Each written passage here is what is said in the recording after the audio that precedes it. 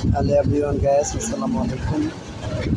আমার আগের যে তাতালটা, এই তাতালটার যে বিটটা আছে, তাতালের বিট, এই যে আমার তাতালের যে বিট আছে, সেই বিটটা ক্ষয় হয়ে গেছে। ক্ষয় হইতে হইতে ব্যবহার করতে করতে একবারে শেষ প্রান্তটা একেবারে ইন্টারনালি লেগে স্টিল হয়ে গেছে।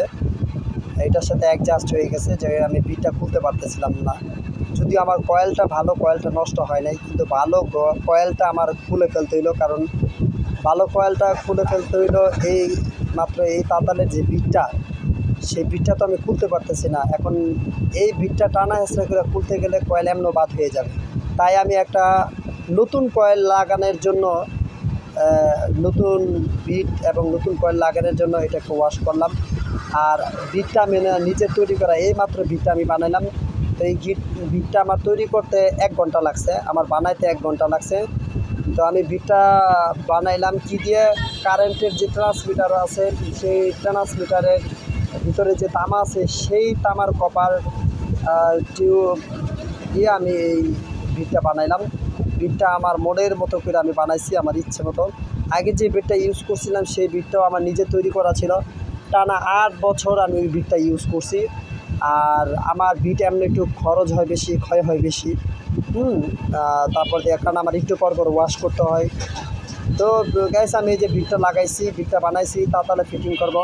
এই যে দেখেন নাট, এই যে তাতালের লাইট, এই যে তাতালটা, এই যে তাতালের মাথা, সব কিছু আলগা করে ফেলেছি। এই যে আমি এইভাবে বিটটা লাগাবো তাতালের ভিতরে। এই যে দেখেন, এই যে লাগাইছি, অর্থাৎ এখানে কয়েল সহ লাগাবো হিট দিয়ে, আবার আপনাদেরকে দেখাবো।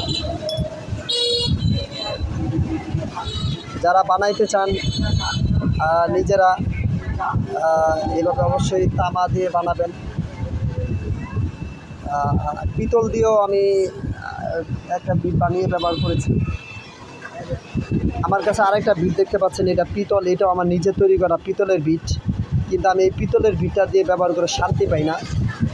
আমার যে এটা হচ্ছে তামার বিট, আর এটা হচ্ছে পিতলের বিট। আমি তামার বিটটা দিয়ে বেশি শান্তি পাই, এর লেগে তামারটা দিয়ে আবার পুনরায় কাজ করতেছি। তাতালের ক্ষেত্রে তামার বিটের বিকল্প নাই। আল্লাহ হাফেজ, ভালো থাকেন, আসসালামু আলাইকুম।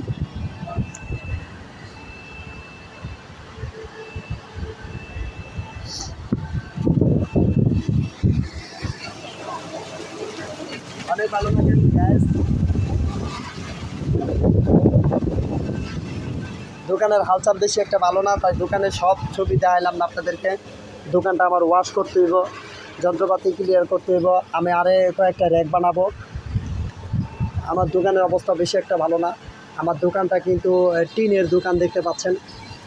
তো এর আগে আমি 4টা দোকান করছি, 4টা দোকানে বিল্ডিংয়ের ছিল। আর এই দোকানটা টিন শিট। এটা হচ্ছে হাজীগঞ্জ মুলিবাস। আল্লাহ হাফেজ, আসসালামু আলাইকুম।